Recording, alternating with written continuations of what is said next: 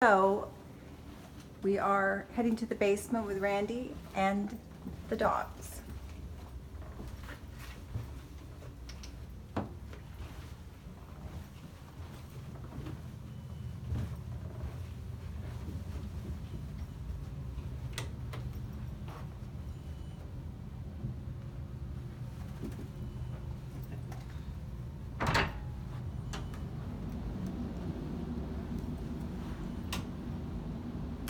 When you're looking, will you give us a little bit of running dialogue? You know, for the first couple minutes, what I'm doing is just trying to gather information in my head. So if I see something, yeah, I'll definitely let you know. Right now, I'm just noticing that we have some unfinished rooms, and we got mostly finished basement floor area. The basement slab is a floating slab. It's isolated, independent of the foundation. It's isolated, independent of all these steel columns that penetrate the slab. So there's isolation joint around the actual collar of the bottom of the columns. What that does is it isolates the slab from anything structural. So it's a floating slab. It's ground supported. Whatever the ground does, it reacts to it in hopes that the foundation does not, which is what we don't want. But we know slabs are going to move because that's why when you put a furnace unit, you'll have this black plenum. It's an expandable boot, so if the slab does move up or moves down, it's just going to move in relation to enclosing that gap. It's not going to put pressure on the duct run above, but the furnace housing, which is basically what this is, it's allowed to shift up and down. Now the slab is designed to move up and down. That's why they float all the walls of the basement. So there's a gap along the bottom of all these walls that, if you can see from the inside here, you can actually stick your boot in between those two studs down there. So the actual wall itself is floating. So the intent is, if the slab moves up and down, and it's allowed to, if it moves up and down, it's not going to telegraph or transfer that force through these walls up to the main structure of the house. So we have floating walls, we have isolation of anything structural. Looks like we have isolation of the furnace. It looks pretty good. On this side, they might have established a new plenum. On this side, you can kind of see there's almost metal on metal. It's actually almost touching. On this side, there is touching. So there's metal touching each other. So this side would have to be reestablished.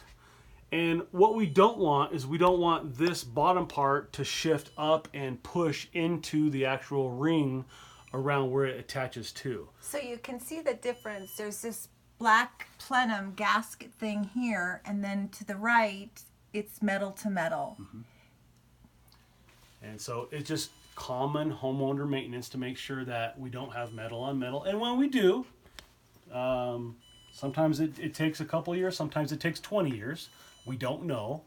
So the plenum has collapsed, Randy? I'm so sorry, Ryan. That's okay. The plenum has collapsed to the point where now we have metal on metal. Okay. So did it take so many years to do it? We don't know. Okay. When it does, an HVAC guy would come out here and make it look like this. Okay.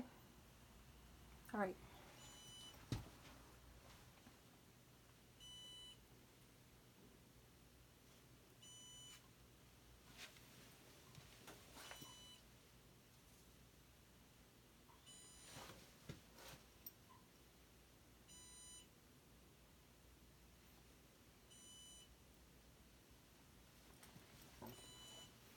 A lot of storage. Now the same thing applies to utilities. When you have plumbing physically going underneath the slab, penetrating the slab, and it goes out to the exterior. So when you have your sanitary sewer line dump into your main sewer line, one of the thing that really is forced underneath the slab because of gravity flow is plumbing. So when you have a plumbing pipe go underneath, they'll have these expandable boots right here. Same thing as the plenum on your furnace. So these will collapse and they'll compress every time the slab moves up, and they'll elongate when the slab goes down. Point at that again. So we got this little expandable boot here. Thank you. So it hasn't collapsed. There's no buckling here, so it's looking good. Again, it's just normal homeowner maintenance to make sure that they have not pinched and there's no binding there.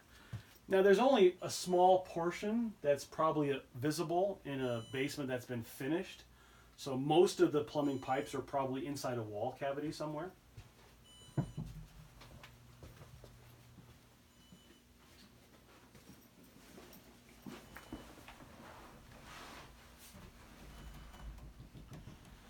What I'm looking for underneath is when you finish a wall properly, the drywall will extend out down to roughly at this elevation here.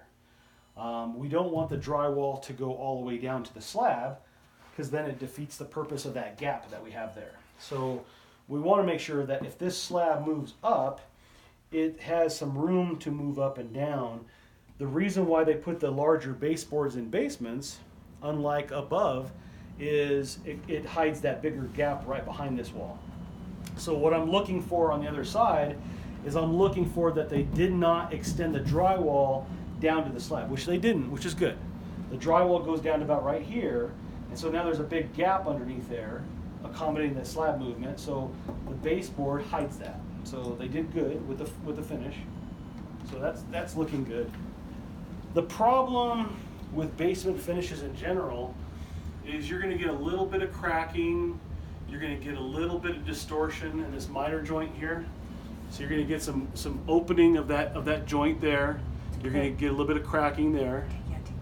The flush away. Yeah.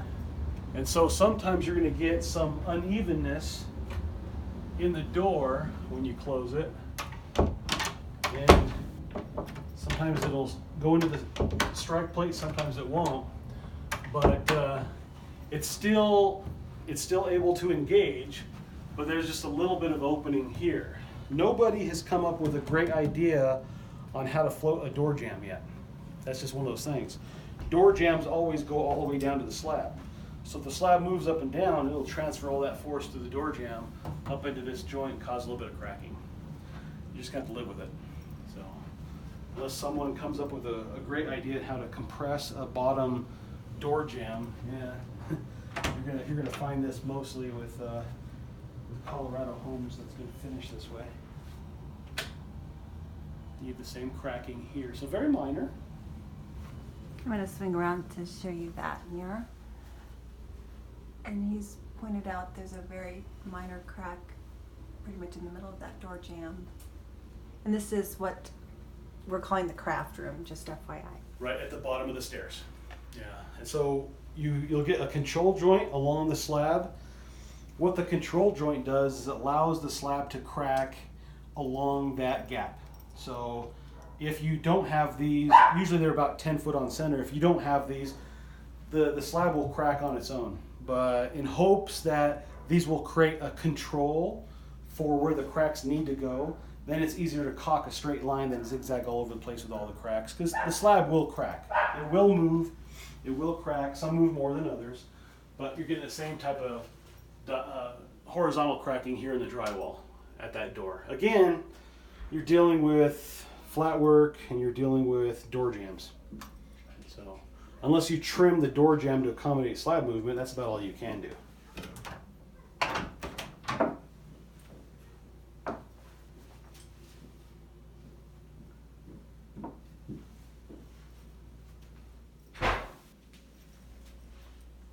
Hello. Hey. Hi. Hi. Hi, thank you for Hi there. coming over, Welcome. Michelle. This is Ryan How are Hardesty. you? Hi Ryan, we've met before. Michelle Chardulo. How you doing? Good, how are you? I'm doing good. Good, sorry, I had this at 3. I know. I think she changed it. She probably didn't tell you. We were Okay. after you, Ryan. Okay. Take a little tour of the basement. Is there a beeping noise upstairs? Or is that something? There was something in here that was going off. I'm not sure. It Christine really sound like much of an explained alarm. that. The beeping? Yes, but I don't think I was involved in that conversation.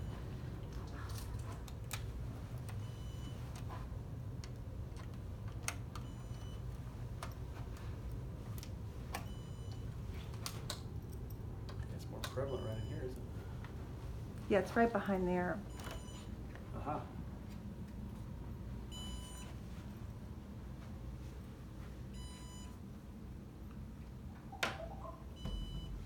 Are you videotaping it? Okay. They left for Australia Oh, that's right. yesterday, I think.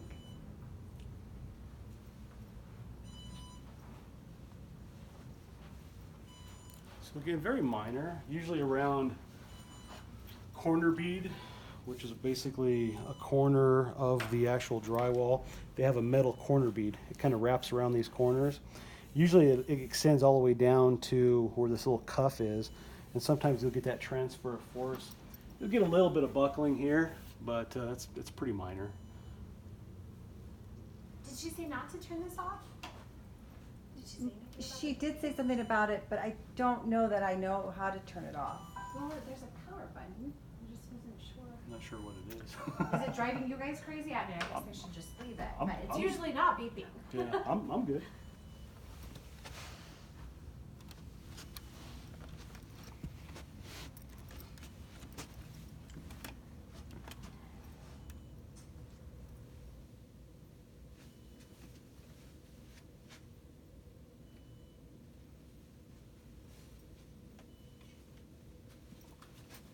Yes, there's no drywall in here. It's all that sound wall.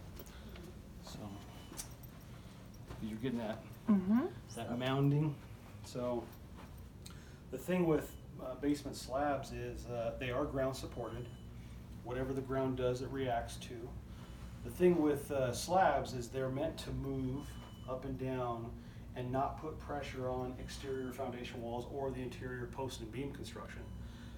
But because it is slab and it is a concrete surface, you got the concrete slab poured up to the foundation wall. It's not really tied together, but there's enough friction where in reality, slabs, it would be nice if the slabs just move up and down. It would be nicer if slabs never moved, but they do.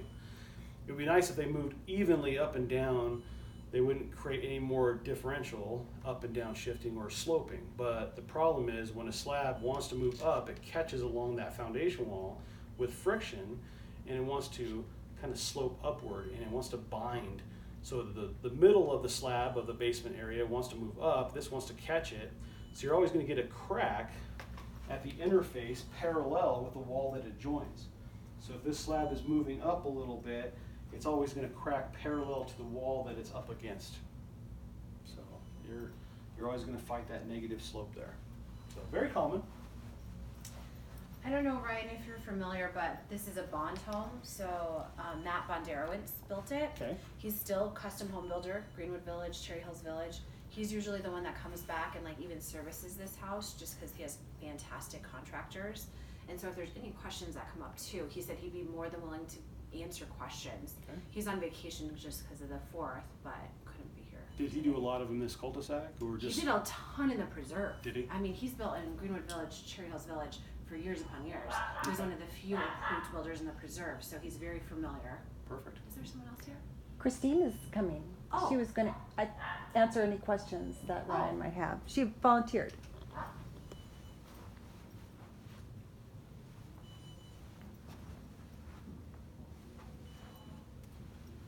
Now again, when you look on the outside, it's always good to maintain a certain amount of drainage control away from the house. Obviously, just looking outside here from the patio where the hot tub is, kind of looking down here, everything just kind of drains towards the foundation in this direction. So anytime you get water migration coming next to the foundation and into this space, that is the one thing that's really going to cause slab movement. Slabs will not move unless we have some influx of moisture underneath it.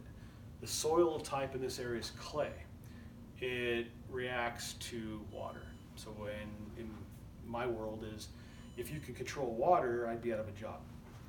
So with water always being present here seasonally, especially with all this crazy rain we've been getting, and irrigation, whatever you're putting into the ground, if you don't really get that diverted away, you're always going to get some type of activity in these slabs, and they'll move in hopes that the foundation doesn't catch up to it. So I haven't seen any foundation related issues, but flat work, it doesn't take much to get this flat work to move.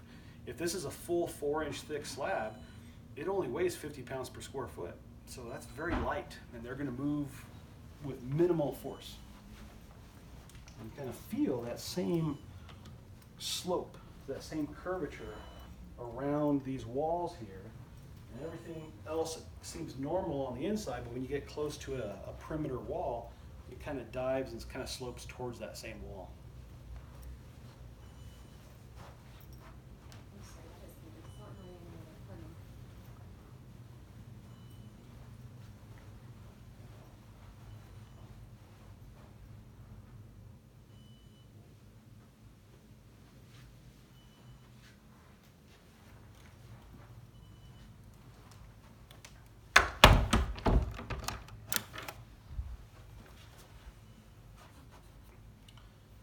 So this door still engages. If you want to come around this side, the door that's up against the foundation wall on the left is the more stable portion.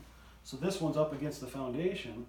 This one's in the middle of the slab area where it's kind of mounted up too. And you can see the door is racked in that same direction. So I got more of a gap here than I do over here. So this jamb is actually being pushed up, causing that to be out of square.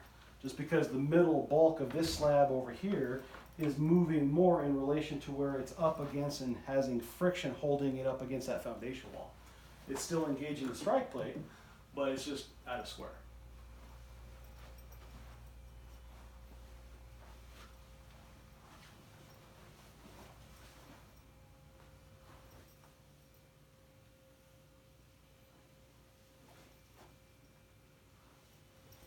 A couple of nail pops you'll see every now and then. That's just shrinkage. You're going to get some of these nails just kind of pop loose. Usually, you can always patch that. It's better to take those nails out and replace them with a screw to force it back in there because they'll kind of work their way out. You'll see those a lot in bathrooms and kitchens where you get a lot of humidity. But again, here's another corner here. We got that corner bead that goes all the way to the top. You get a little bit of buckling right there, and that's just the nature of the slab pushing up on inside corners where they couldn't really float this portion, and it just kind of pushes up into that ceiling. Which is probably accounting for this small crack. Yeah, you're going to get some separation right there between, it's a metal corner bead up against drywall. Okay. So it's like a cuff. Okay. So you'll get that compressed and then it'll separate.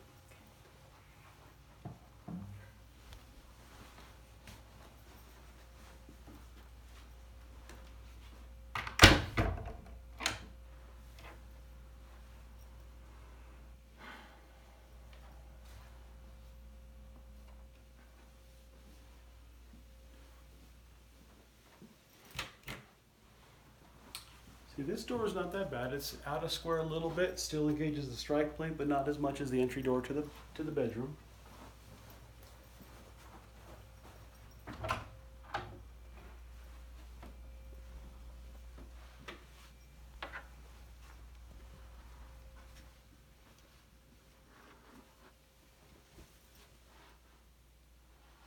But here I'm getting that same feel, with just everything kind of sloping back to a foundation wall in the closet, and there's definitely a slight ridge right in here. Everything's kind of moving off that way.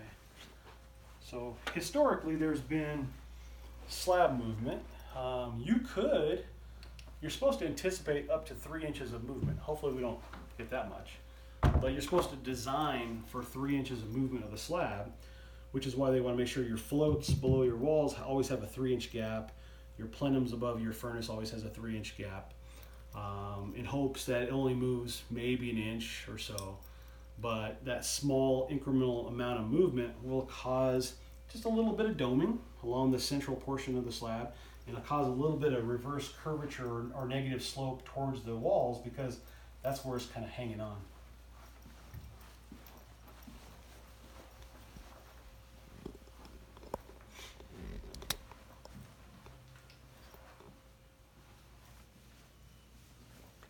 There's Michelle. Hello. I'm sorry. I'm glad Christine let you in so you guys weren't standing outside in the heat. It was very nice of her.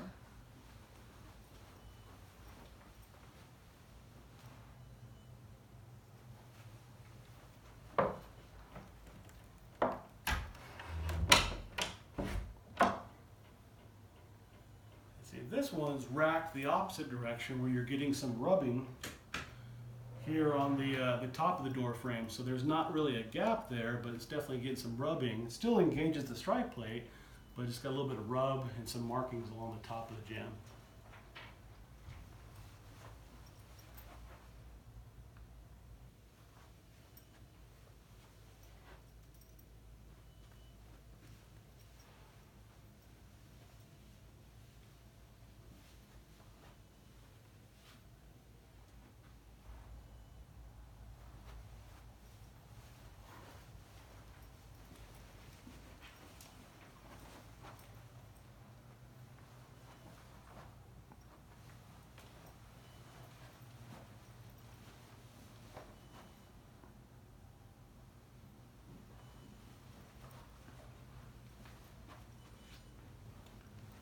See that same corner bead crack along the entire soffit area.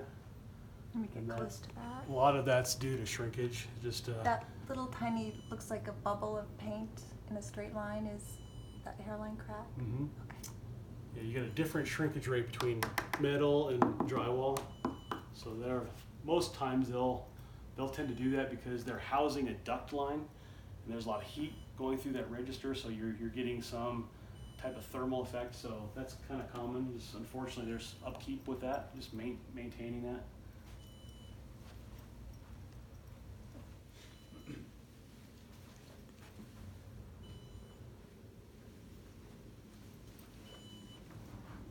There's a light switch over there that changes those things in there.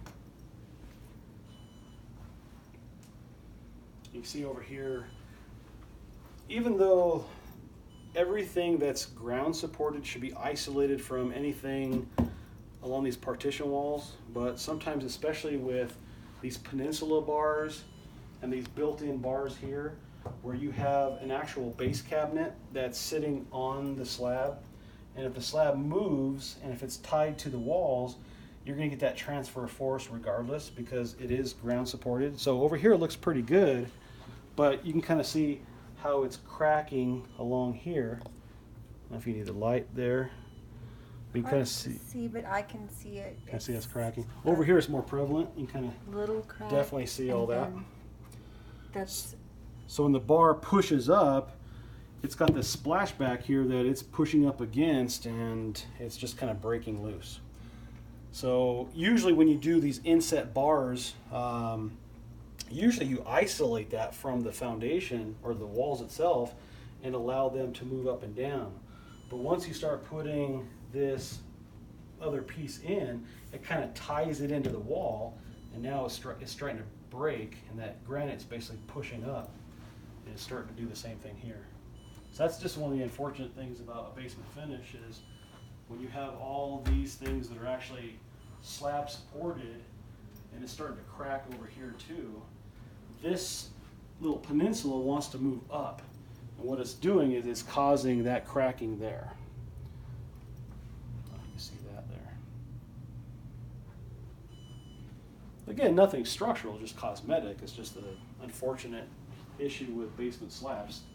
They move up, and they start pushing everything else up above it.